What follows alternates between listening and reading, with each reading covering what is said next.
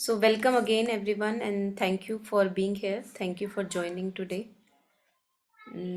It's good to have some of us joining live so that because everybody watches the recording, so many a times it becomes difficult for me that if I'm alone all by myself, what will the recording be? So, it's good that some of us can join live because that's what makes it relevant for each one of us, even those who later watch the recording. So, the topic that we are continuing is surrender, and surrender is again, as everyone would know, it's quite a deep topic. It's one cannot one can just touch upon it, the topic, but there are so many aspects to surrender, but we don't know if we'll be able to cover it all. But it's at least good to touch it, good to touch it. So let us start with, if you don't mind, let us start with sharing our present understanding of surrender, if that is okay. What do I mean by surrender? So when I say that I surrender to the higher intelligence, or I surrender myself to the divine, what is actually happening? What are you saying to yourself? What are you doing? So if anyone would like to share, it would be nice. Yeah, Monica, surrender to me is handing over everything to the higher power. Everything, not only good things, but also bad, things which are disturbing us. And mostly, it comes for disturbing things only. When we are all right, we don't care generally. Nowadays, we are, trying to become conscious of surrendering everything to the higher power, supreme, the mother, whoever is their God. But to me, it is that, yeah. If it's handing over everything to the supreme. Yeah. Yeah, thank you. Yes. Anyone else? Any sharing on what do we understand at the moment? What is our understanding of surrender? So when you inwardly surrender or aren't able to surrender, what's really happening? And there are no, of course, right and wrongs. These are experiences we are sharing here. So feel free to share whatever comes. I can share something. It's again on the lines of what was already shared right now, that surrendering. But for me, it's also sort of trying to or moving towards a place of rest mentally and emotionally, and not having those emotions of anger or the frustration subsides a little bit, the body relaxes a little bit, and uh, the continuous stream of thoughts that is agitating me rests a little bit. I can then just sit in a place and say, yeah, okay, it is what it is, and take a breath in that moment and just relax a little bit. So that for me is surrender in a felt way. This is how I feel surrender. I am not doing anything about it. It's just, yeah, it just is. And yeah. Yeah, beautiful. Yes. So I think the word that you uh, got resonating with surrender is rest, finding rest within. Yeah. Yeah, anyone else? Anything that is coming to you on surrender according to your personal experience?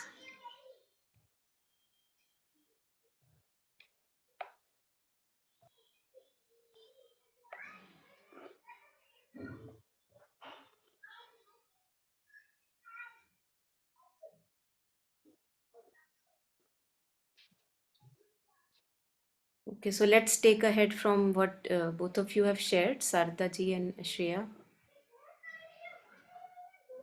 It's very interesting to observe that most of the times we are just fighting with life. If we look within, whatever is happening, I'm not okay with it. Many a times I'm okay with it because it's according to my liking. But when it's not according to my liking or my preference, then I'm not okay with it. And that not okay with it creates a restlessness in the being. As if there is a flow of Ganges and I'm trying to build a dam. No, I'm not okay with it. I'm not okay with it.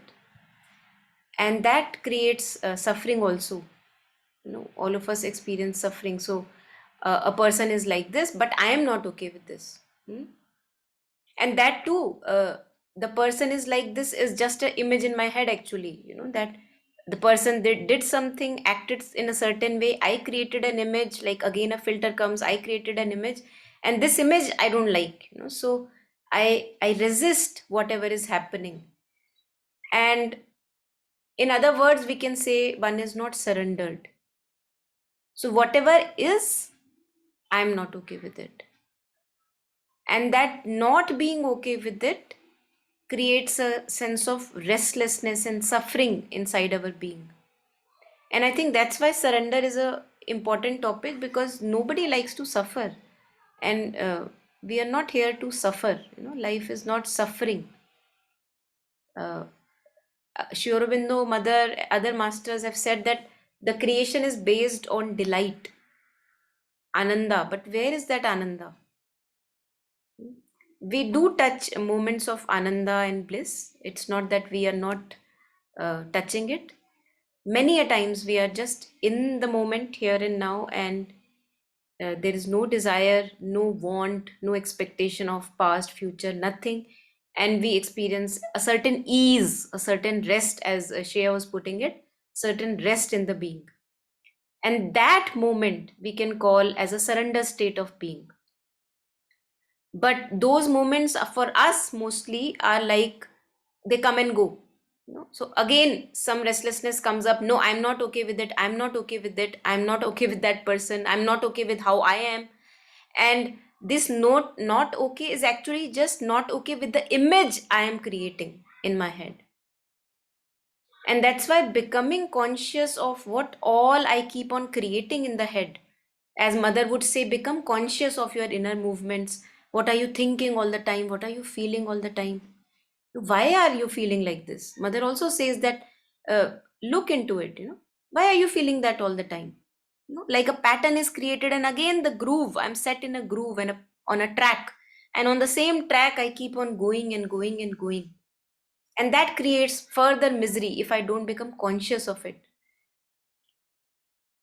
So, in simple words, for practical day to day purposes, we can say that surrender is a state of being where I'm okay with whatever is. It's not that I don't take any action, whichever may be required, the right action, but it's like that I am resting with my pain, for example, if the pain is there. I'm just being friends with my pain. If there is unease in the being, if there is restlessness in the being, I am now being friends with the restlessness. I'm not trying to now push away the restlessness. So, surrender would be then a state of being which is an unconditional friendship with whatever is. Okay, right now there is pain. So, let me be with this pain. And how do I be with this pain? Because that also is very challenging. We can take it another way. Not thinking about the pain. I am mindfully with the breath, in the body, tuned in with the body, with the pain. Because when I think of images of the pain, go into past, go into future, that's not being with the pain. That's like having images about the pain. But if there is restlessness in the being, okay, how does it feel in the body, this restlessness? How does it feel in the body? So along with the thread of breath, I am in the body, tuned in, and I am feeling it fully. I'm not trying to push away the restlessness or unease. I'm with it because I'm here unconditionally friendly with myself, surrendered to whatever is going on. So this is just, again, as I was sharing in the beginning, this is just one way of putting it.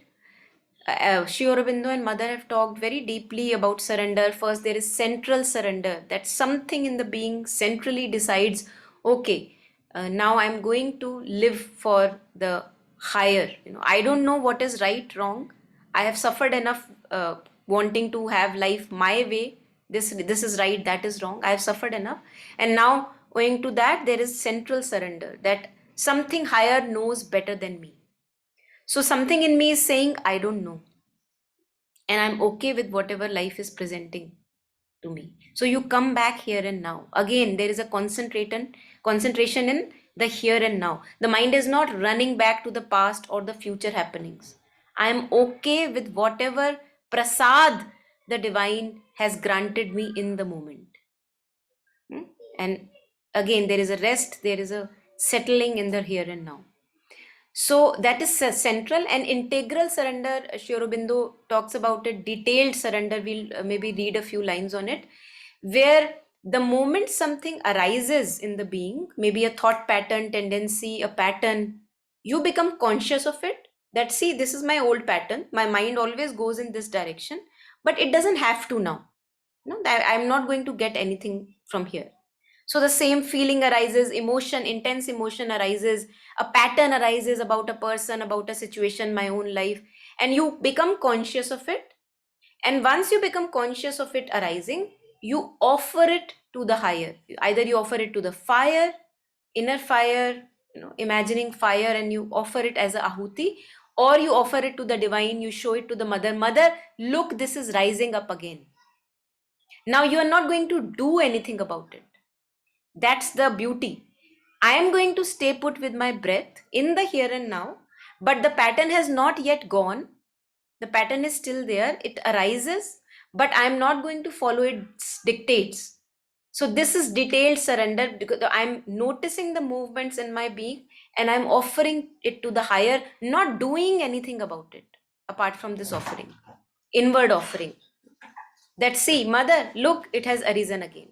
Look, for example, we have thoughts about people in our life, and the moment that person arrives in front of us, we again have the same thought pattern repeating about that person, if you have not noticed, as if that is right. So once we want to now drop it, that my images about the person is not the person, my images about myself is not myself, then the moment the person appears in front of you and the thought arises, the pattern arises, you say, mother, this is arising up again, I offer it to you. No, and you are newborn, you are like a newborn child. Now you interact with that person without that pattern, not following the dictate of that pattern, because something in you is saying, I don't know, I know that my perceptions are faulty, I know that I am wearing a filter. So this kind of a humility, when it arises in the being, that I really don't know, and I know that I don't see clearly, hence whatever I'm thinking or feeling takes me away from truth, takes me away from reality. So I'm ready to keep aside the goggles that I'm wearing. So that is a part of, say, detailed surrender. But without becoming conscious of my thought patterns, emotional patterns, without this mindfulness arising in the being, where are my thoughts going again and again, feelings going, that detailed surrender cannot be done. So being conscious of movements, I think, is crucial. That's the first step that can happen.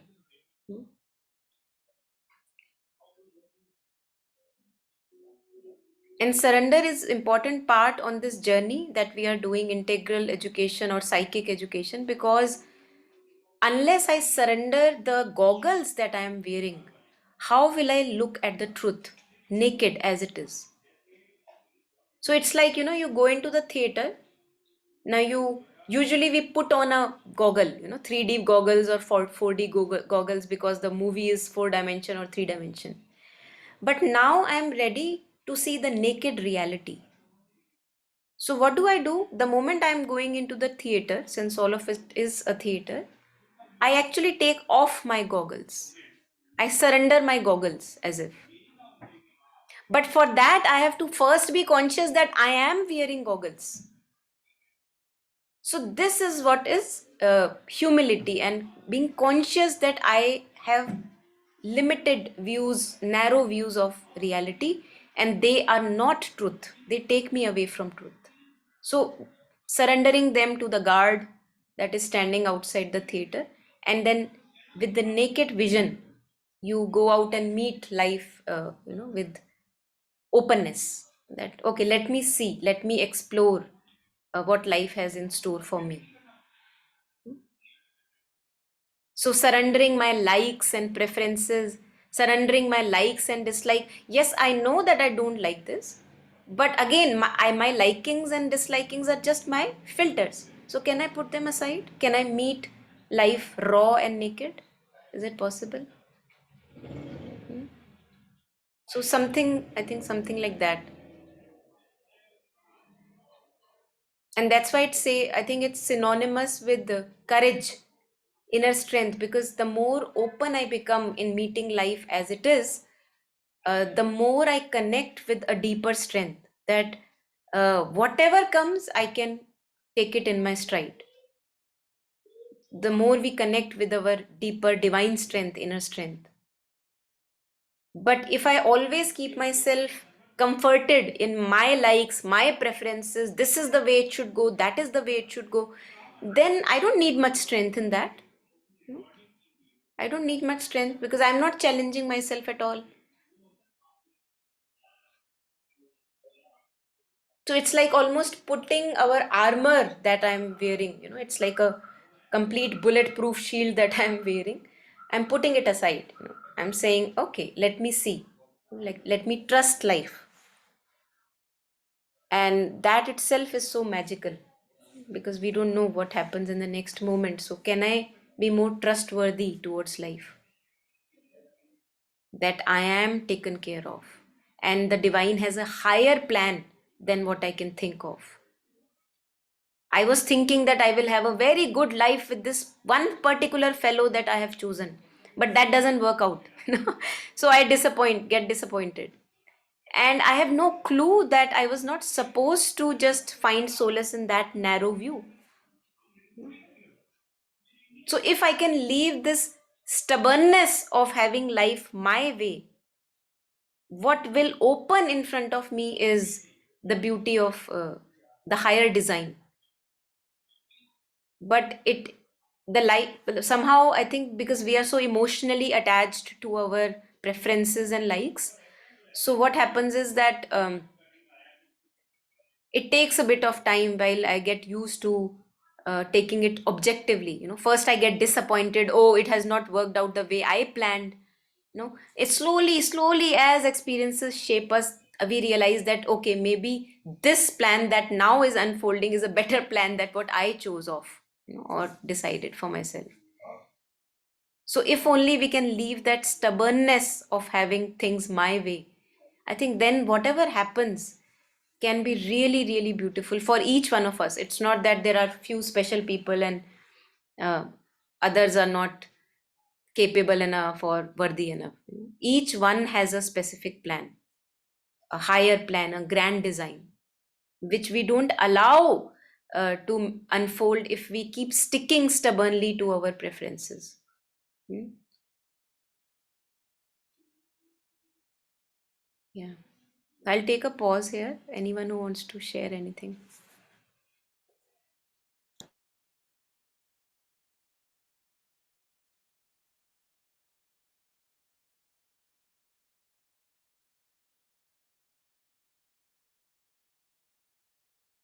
And also to remind, yes, Sharda ji, please go Yeah. ahead. Yeah.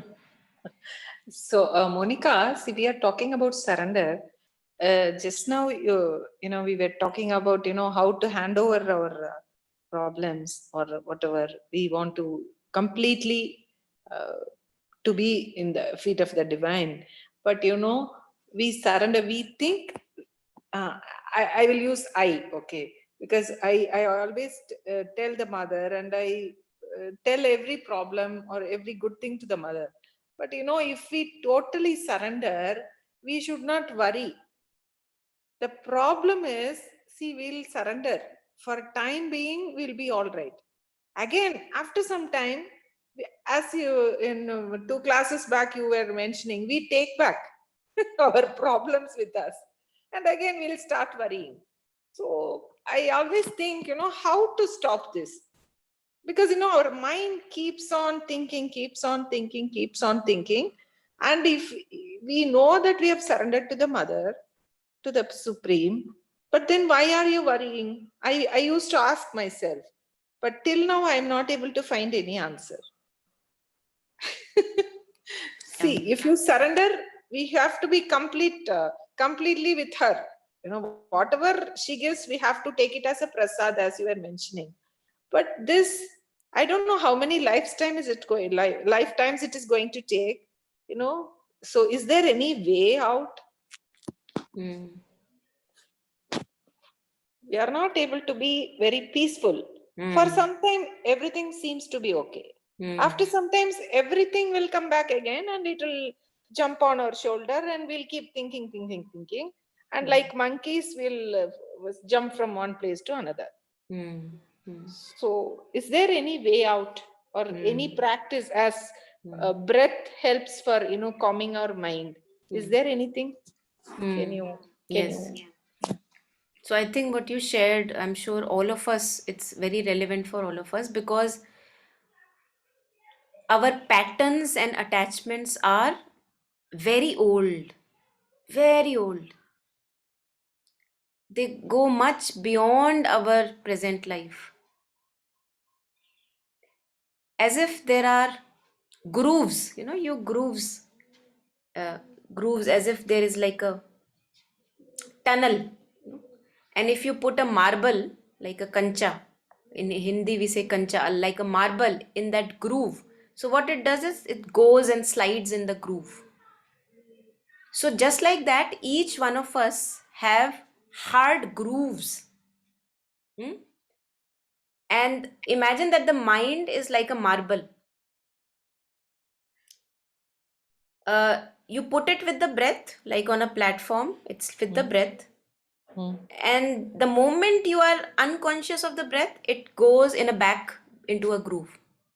Beautiful example. Yeah. It happens with each one of us. You are not alone. And this is why, without being conscious of your mind, in other words, we can say being mindful of what the mind is doing. Where are my thoughts going? Oh, it went again in that groove. Oh, it went again in this groove. Oh, the groove of the past, groove of the future, groove of this person is like this, that person is like that. My life is like that. So these are all set patterns. And without being conscious of these patterns, there is no chance for us. So the thing that you were asking, what is the way out? All the masters, including Mother and Sri Aurobindo, have said it in their own language. Kabir would say, wake up. So wake up means become conscious of where the mind is, which groove is now going. Mother would say, become conscious of your inner movements. So this is my inner movement, that I sit with the breath in the here and now, tuned in with the body. And look, the moment mother talks about vigilance, alertness, the moment my vigilance falters for a second, I'm back in the groove again. Same things Kabirji has said, same other masters, that the moment you go into the groove of thoughts, you begin to suffer, the unease is back, the surrender is gone. So the only hope then for us is to become conscious of when my marble, which is the mind, goes back in the attention or the awareness, goes back, gets lost in the forest of thoughts. And the moment I become aware, oh, I was gone again put the attention back to breath in the here and now. Everything is okay. Things are There are other conditions of happiness that I can tap into. So I think there is no uh, practice for each one of us but to practice. So the moment I'm lost again, I become conscious. Lost again, conscious. Lost again, conscious. There is no other way. I can't see, well, at least, I'm just sharing from my experience. And that's why mother has said, again, other masters have said that it's a long and arduous journey. Because as you were sharing, one moment complete surrender, complete ease, joy, lightness in life. Other moment again I've caught on to something. The mind, as if Tenzing Palmo, she shares that as if the mind has hooks, so it keeps on kind of getting attached here or there. So from a sticky mind which gets attached everywhere, which goes back in the grooves, can I become non-sticky? So that's our journey. Each one of us has to travel it. And whatever little I can do in this very life, in this very day, moment by moment, because I don't know how much life I have. So not to worry about the future that much. The moment I become conscious that I am worrying again, I can just put the puppy back to the breath, put the mind back to breath. So breath is the thread with which the consciousness is attached to the body. That's why when people die, the breath is gone from the body, right? It's like gone.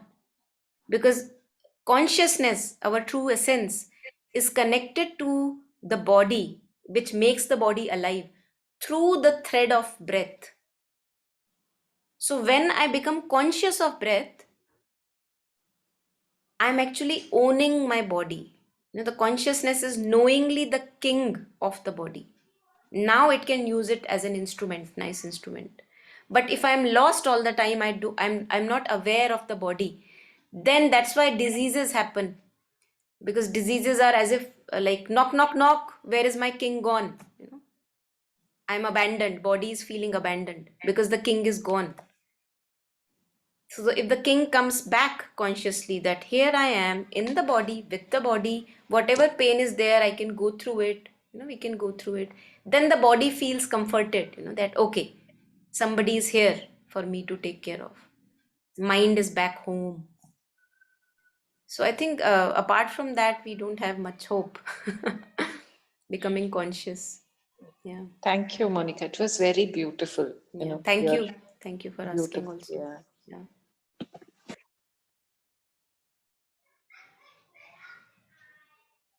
And we have to be aware, again, I have shared many quotes of time to time, that it's a journey from a beginningless time. Let me hear this, read this out for you, all of us.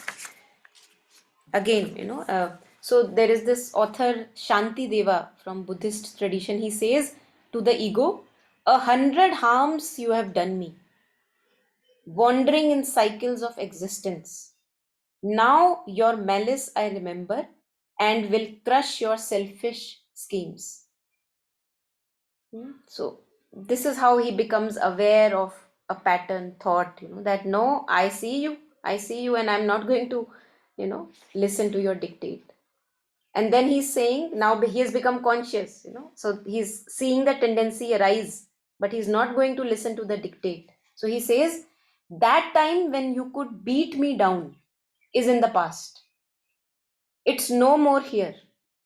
Now I see you. So this seeing, this becoming conscious is very important. Now I see you. Where will you escape? I will crush your haughty insolence. So I'm not going to listen to your dictate. So apart from becoming conscious, and again, there are so many little tools and methods from time to time which one can use, which we have always discussed in the sessions. But becoming conscious of where the mind again and again goes, and not to follow those dictates, I think that is very important. And to nurture the positivity. So if there is a goodness that you see in yourself, that you are generous, there is goodness about other, wanting good and benefit of other people, So that kind of positivity one nurtures, and the weeds have to be pulled out again and again, continuously. Yeah, Monica, just now you read, no? Can you share it to me for the Uh, evening? yes, yes. So I can later on share it on the group. Is that okay? Yeah. Yeah, Please yeah. do share. I'll do Yeah. that. Yeah. And the Kabirji's Doha, can you please share that also? Just now you were mentioning Which one did I mention? to wake up. Is there any particular? Yeah, yeah. So there are many actually. I'll Yeah, share a few with you yeah, where yeah. he shares that Chet Saketo Chet means if you can wake up, then please wake up right now. So I'll share a few with you. Yeah. Please Yeah, do, yeah. please do. So I have a few things which we can listen to regarding surrender. So what is it to surrender in the present moment, to be here and now? If you don't mind, we can go through them. Hmm. And also, what does it mean to follow divine's will when we say that I want to surrender to the higher will, to the divine will? What does it mean? So we can maybe listen to these short teachings, which will help us to understand this. I'll put it on here. And if there are any reflections in between, please feel free to unmute.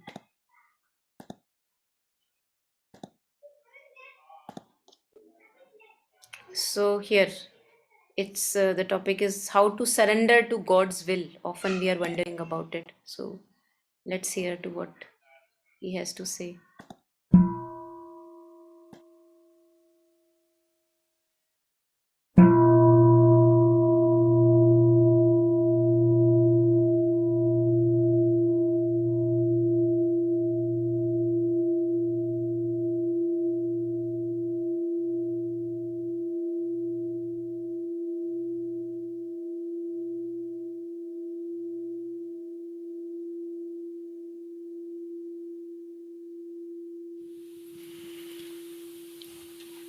How do you understand the process of surrendering to God's will?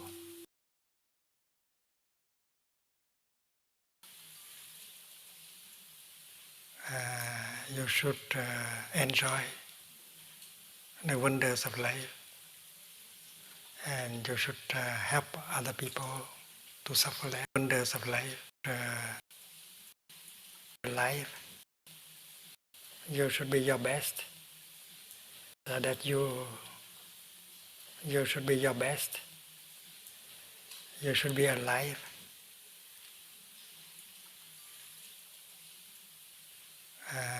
You should enjoy the wonders of life, and you should help other people to suffer less and to enjoy the wonders of life. That's the will of God. And that is also the will of nature, the will of Mother Earth, because Mother Earth is doing that.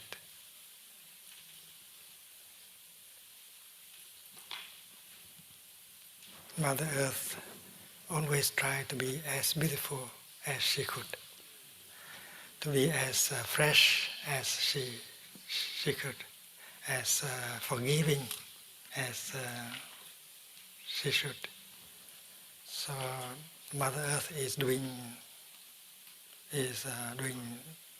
God's will, and we who are children of the Earth, of Mother Earth, we can learn from her. We should be patient. We should live in such a way that can preserve our freshness, our beauty, our compassion. And with that kind of intention, good intention, to transform the suffering inside, to help people around, living beings, to transform their suffering. The intention to really be there and live deeply the life that is given you to live. The intention to help people to do the same. That is with that intention well, you surrender to the will of God.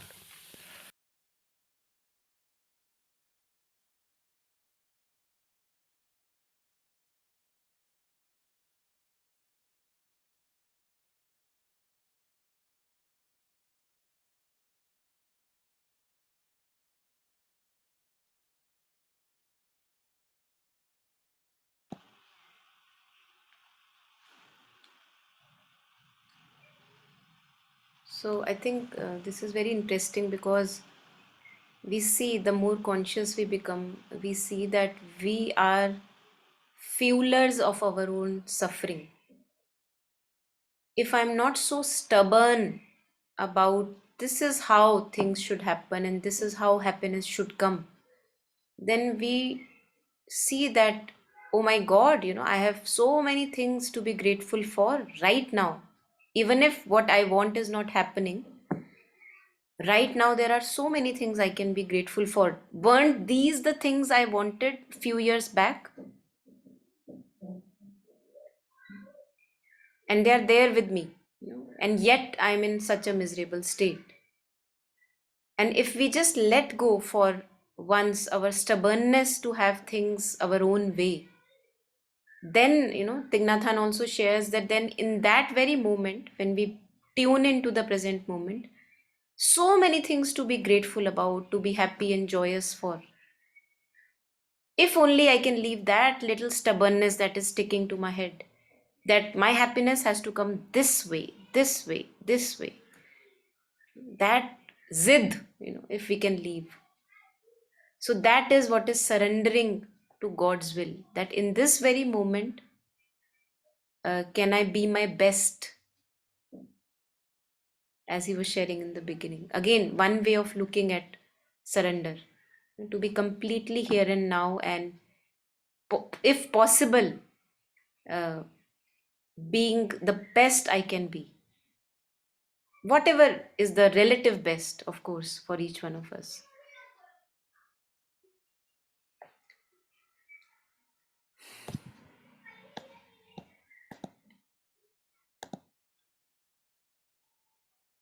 So that's one way of looking at surrender. Then another way of looking at surrender is, since we call about, we talk about surrendering to, uh, just a second, I'm just putting another thing on. Yeah. So when we talk about the infinite or the divine, we say that divine is who is infinite, he's limitless, he's vast. And just like that, when we talk about impermanence, or talking about that there is no ground, we cannot hold on to any person, any life situation, since everything is changing. So there we get across the concept of groundlessness, that there is no ground. So it's very interesting to see that infinite, which we call the divine, is vast, limitless, infinite. That is very much resonating with groundlessness, that there is no ground. If you go into the sky, do you hit a wall in the sky? Okay, this is it. That's the sky. Or do you just go on and on and on and on and on and on?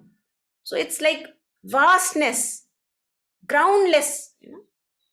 So if we become comfortable with the groundlessness, that yes, there is no ground, since all the things are changing every moment, I cannot hold on to one thing for my happiness and joy. Because whatever I hold on to, very soon will change. It's the nature of the material existence. It changes. My relationship will change, my job will change, um, image about myself will change.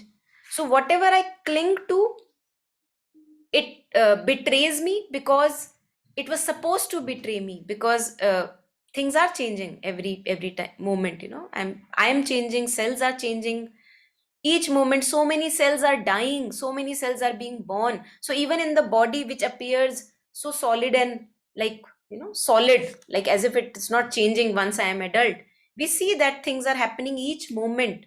Mother shares in prayers and meditations that each moment the universe is being recreated. The whole universe, just like my body is recreated, the whole universe is recreated. But am I aware of that? I think that okay, this is the cup and now nothing changes. This cup is a cup and a cup and a cup. Nothing changes. But that's not true. Even if we look at it from a scientific perspective, things are changing. So getting to be knowing groundlessness as a base of life, that yes, things are groundless. I can't hold on to anything. Things are impermanent. That also makes us surrender to the vastness of life, to the impermanence of life, to the groundlessness of life. And in the beginning, it is shaky, like, oh my God, where do I put my feet on? But then when you get used to that freedom of groundlessness, then it's beautiful. That wow, things are changing every moment, so you are in awe and wonder every moment. Every moment you have a choice to be your new self. So let's just shortly here on this topic of groundlessness, which I personally like this topic a lot, because I think it settles us down somewhere that it's okay if things are changing. So again, a very short teaching, like 2 minutes or so. Mm. To make the point that nothing is fixed like that. And he comes up with philosophical reasonings why they can't be. But without going into those reasonings right now, the main point is you and I, it's just very natural for us and instinctive almost for us at the knee-jerk level that we want something solid to hold on to. We would like to believe that there is something that is independent, that is permanent, that we can grasp onto and we can always depend on it. Like, all this messiness of life is going on, but there's something that we can rely on that isn't like that, that is free from that. But the Buddhist teachings actually say there is nothing solid and graspable and reliable in that sense, that the sense of inner strength and compassion and flexibility and openness of mind and heart comes from becoming more comfortable with groundlessness, becoming more comfortable with the fact that people and things are always shifting and changing, that is the nature of reality, and rather than that being bad news and unsettling, it actually frees us up to see each moment as unique and fresh, and each personal encounter as happening for the first time. Even in family dynamics where we could keep a notebook and say, this is not happening for the first time, this is actually happening for the, let's see, 2,000,000th, 17th time. Oh, make that 2,018th. And because it's such a fixed pattern that with this particular sibling or this particular parent or something, it just always happens. But these teachings say, no, they aren't fixed that way and you aren't fixed that way. The patterns continue because you keep doing them. But the whole thing could start to unwind and go in the opposite direction. But it does mean practicing with fearlessness, coming to know the nature of the fear, coming to know the nature of the pain, which means staying present with the restlessness of the energy and the rawness of the energy, rather than just always saying or doing the habitual thing.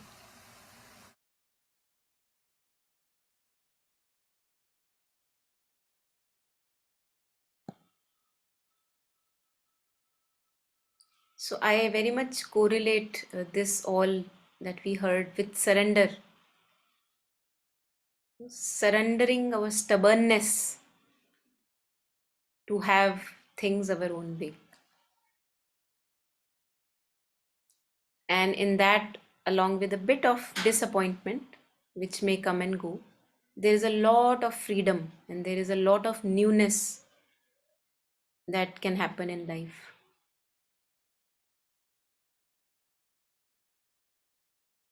So let us read a few words from Mother and Sri Aurobindo on surrender. Just a second. Yeah, okay, here it is. So whether I talk about groundlessness, I think it's very important, since many people say Buddhism is different, what Mother and Sri Aurobindo are saying is different, but somehow I don't see any difference. I see a lot of resonance, lot of helpful pointers. That if divine is infinite, divine is limitless, divine is vast, divine cannot be known. The same is with impermanence and groundlessness. We cannot know impermanence, that it's always new, changing. And groundlessness is vastness.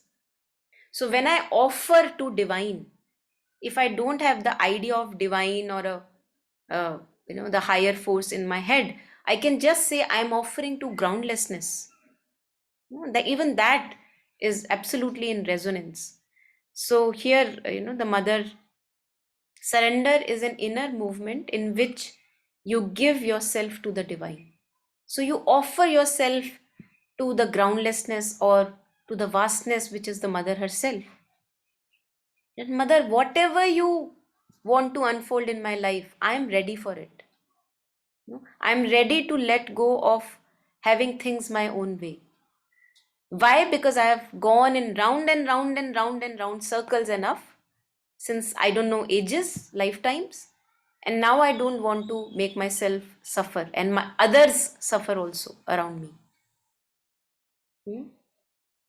Surrender means to consecrate everything in oneself to the divine, to offer all one has, not to insist on one's ideas, desires, habits, but to allow the divine truth to replace them by its knowledge, will, and action everywhere. Sri Aurobindo. So when we tap into the present moment, when we become comfortable with the inner emptiness, which happens when we come back to the here and now, we tap into the inner emptiness, inner space. The more we stay with that inner space, so I am aware of the inner space, I am aware of the breath, I am aware of the inner space. The more we stay, the longer we stay with this inner space, which is emptiness, shunyata as we can say. This shunyata is not an empty void. It is pregnant with possibilities. So all the positive qualities like wisdom, knowledge, goodness, compassion, goodwill, all this emerges out of this inner space, which appears like void. It's like empty. And that's why we relate zero is almost equivalent to infinity. Because what we call zero is actually not zero. It appears as zero. What in Mother's and Sri Aurobindo's language we would call inconscient. The darkness of the inconscient, the abyss of the inconscient. So it appears as like pitch darkness. But Mother and Sri Aurobindo, what do they say? That in the pitch darkness, the divine is present. So in this emptiness of my being, if the void of my being, in other words, we can say the loneliness of my being, the more I am able to stay with this emptiness, the more it becomes the infinite. It is full of pregnant with possibilities. There I discover the divine, because divine means infinite possibilities. All that is manifest, that is in creation, has arisen from the unmanifest.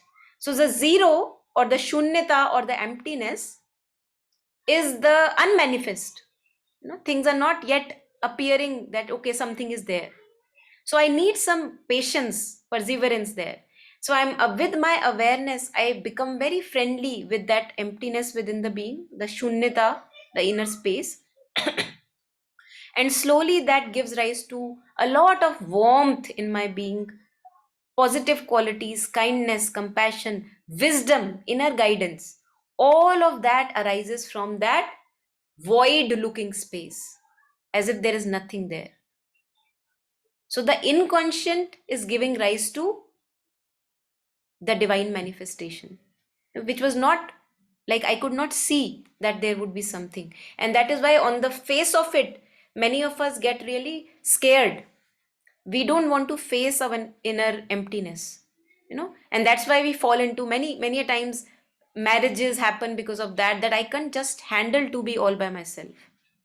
So let me just have a person with whom I can distract myself. So because I can't be with this inner emptiness, I pick up a book, I go watch a TV.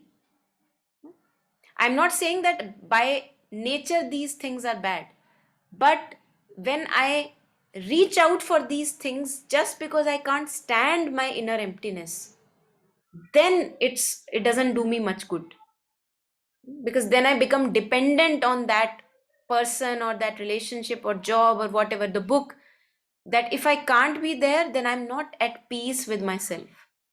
I'm not able to bear the emptiness within.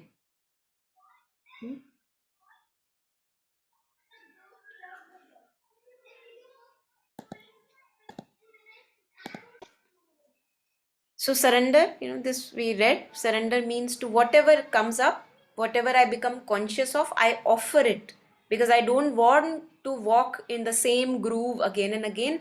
I want to be fully here now. The mind is completely with the body and breath. Mind is here. Surrender is giving oneself to the divine, to give everything one is, all the the qualities that I have. In the beginning, Sharada ji was sharing not only the good qualities, all the bad things, avgun and gun, all go together. So the whole package that I consider myself to be, I give it to the divine, that this belongs to you, now you make use of it. Surrender is giving oneself to the divine, to give everything one is or has to the divine will and no other. To live for the divine and not for the ego. So when I say to live for the divine and not for the ego, because the ego has hard and fast rules. This is how it should happen, not that way. So limited mind is the egoistic mind, our ordinary consciousness. So when I give up my stubbornness to have things my way, then I'm giving up the ego. In that moment, I'm giving up the ego. In that moment, I'm open, that okay, you wanted to go this way, we will make the best use of this way. Now I don't have any preference. And mother talks about having no preferences. She talks about being desireless as we have gone ahead on the path. In the beginning, desire has a purpose. But all of us, where we are right now in our journeys, we are in a state that now we can actually offer our likings and preferences to the higher, and let the life unfold in its way. Life has a beautiful plan for us. If only I could let go of my stubbornness.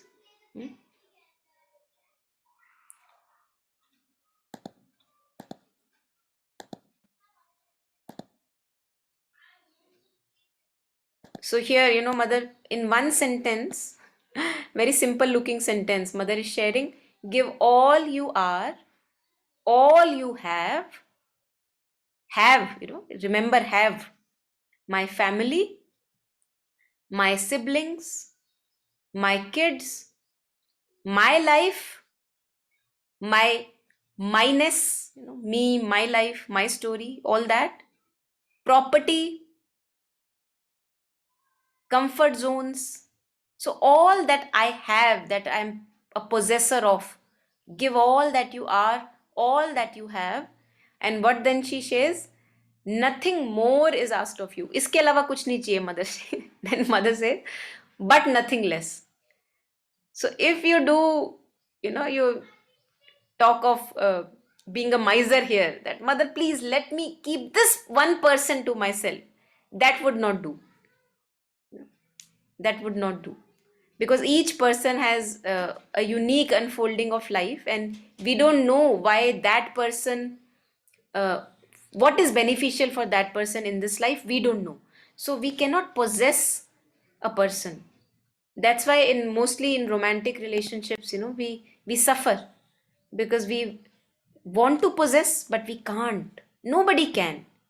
No romantic relationship ever ended in a dependency that one is able to possess the other. And that's why We have many examples from our, long legendary stories. Heer Ranja, Soni Mahiwal. Why all of them are so sad in the ending? Either this dies or that dies, because this possession of a limited being is not possible. In Ishavasya Upanishad, it said, the whole world belongs to the divine, including all the persons and people in my life and myself.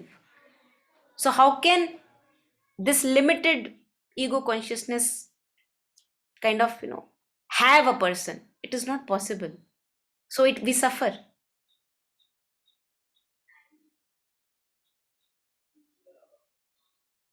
If only I can let go of this wanting to possess, just like we hold water very loosely in our hands, like not very tight, because if I hold tight the water goes fish, I can't hold water. So if I can hold my relationships, my work, my own ideas about myself and others, like very lightly, gently, then it stays. Even a relationship would stay only when I'm holding it gently, that I'm here, I'm here. I'm holding it very gently. I'm not holding it like this, because when this happens, then we lose relationships. People run away from us, or we have to run away because the things become so sour and bitter in wanting to possess. So when I live from a surrendered state in whatever moments possible for me, it also is a beneficial thing for others around me.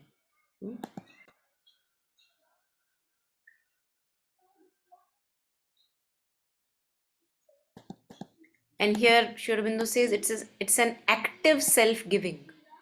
What is active? I became conscious of something arising. This is active, activity happening. I'm putting effort. So I became aware of a tendency arising, and I offer it to the divine. Like, I have walked this road enough and I don't want to walk further anymore on this road and torture myself and others. Bolo? मम्मा ने आपकी call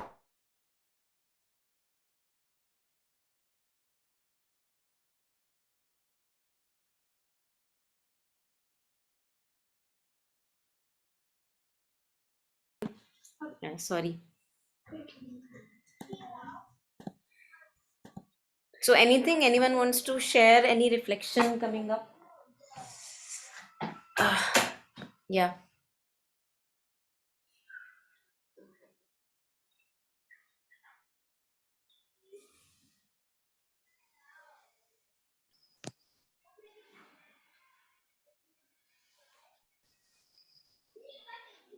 So just before this, at the last part of the talk, there was one sentence where it said about how don't if you feel the stubbornness or the resistance, like don't run away from it, or like feel it and like don't change. Did I understand that correctly? Because I lost the trail before that.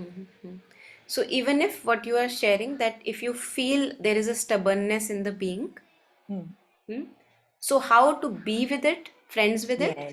है ना? Hmm.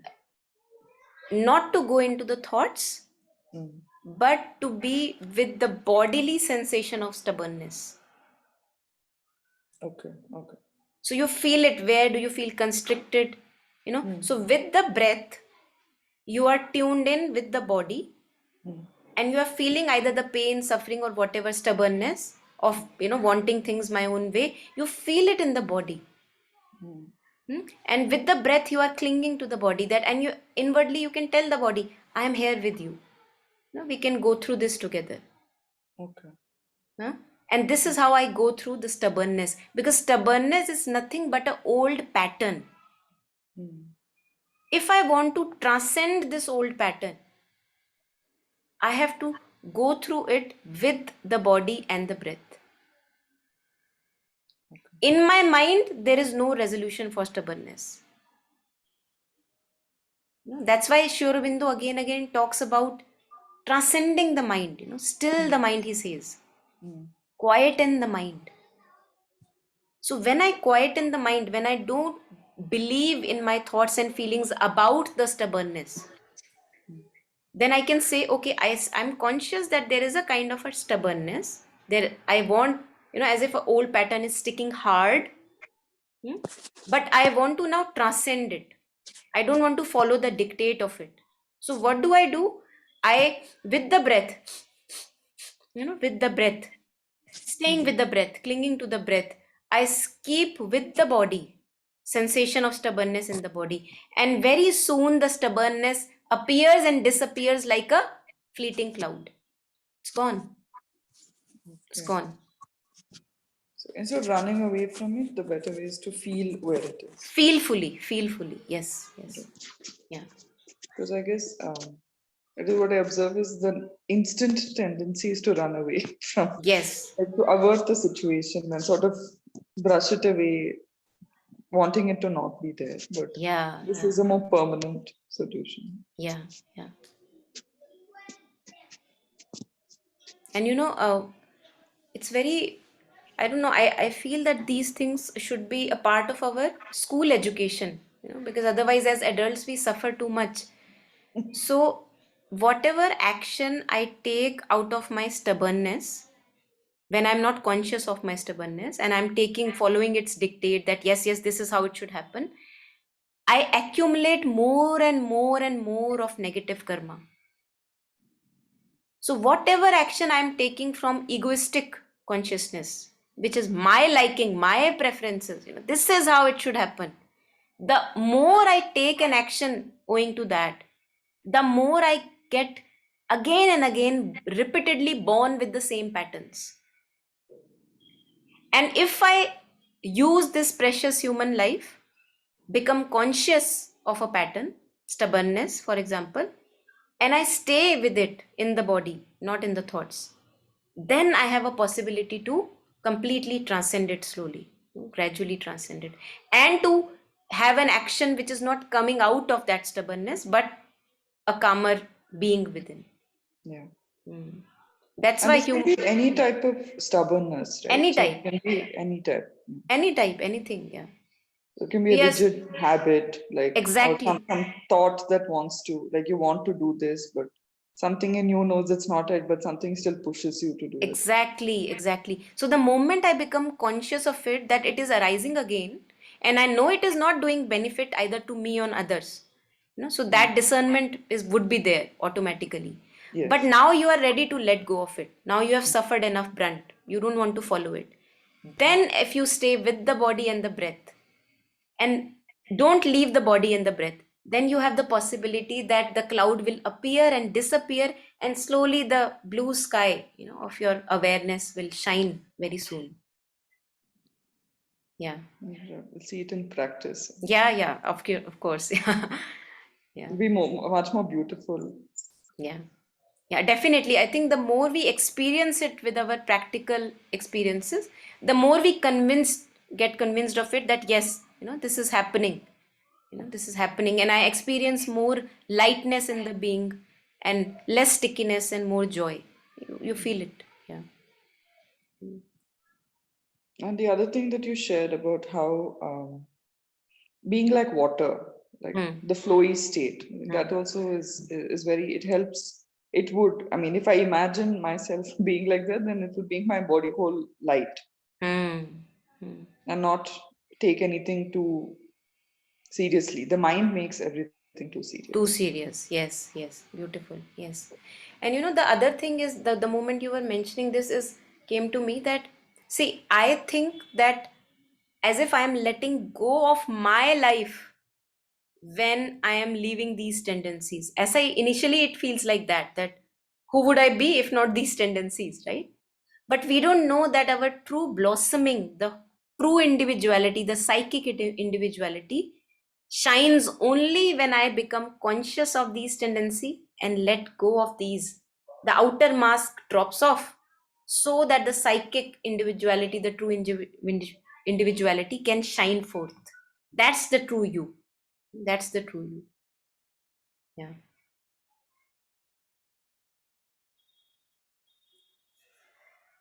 Yeah, anything else? Anyone?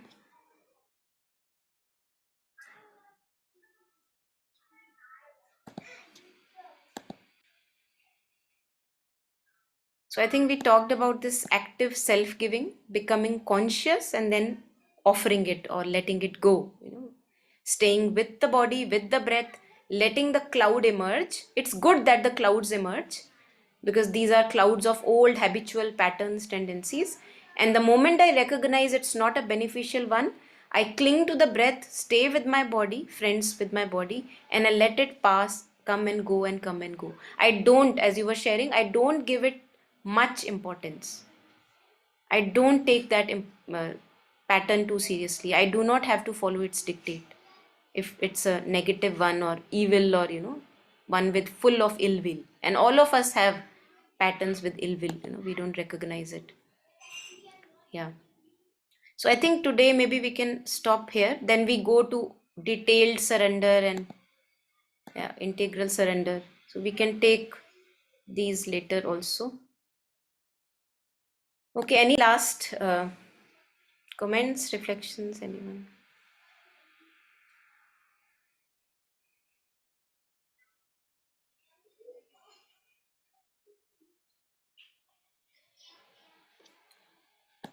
All right. So thank you then. Thank you for Thank joining. you. Okay, madam. Okay. Thanks, Monica. Thank you. Bye bye.